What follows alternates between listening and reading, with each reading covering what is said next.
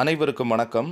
சென்னை அடையார் பெட்ரீஷியன் கலை மற்றும் அறிவியல் கல்லூரியில் வணிகவியல் மற்றும் கணக்கு பதிவியல் துறை சுழற்சி 2 மற்றும் பிஷப் அம்ப்ரோஸ் கல்லூரி கோயம்புத்தூர் இணைந்து பன்னாட்டு கருத்தரங்கத்தை 15 டிசம்பர் அன்று நடத்தியது.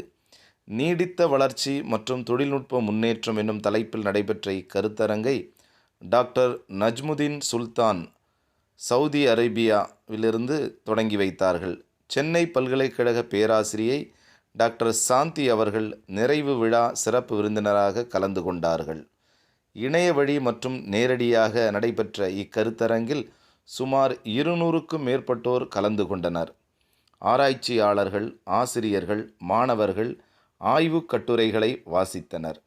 சிறப்பு அழைப்பாளராக டாக்டர் செசிஸ் தாசன், டாக்டர் காயத்ரி ஆகியோர் கலந்து கொண்டனர்.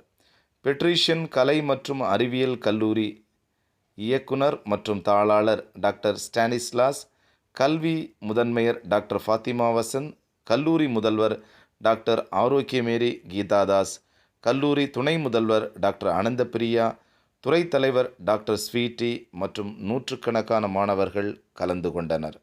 இதோ நிகழ்ச்சியின் ஒரு சில துளிகள் உங்களுக்காக.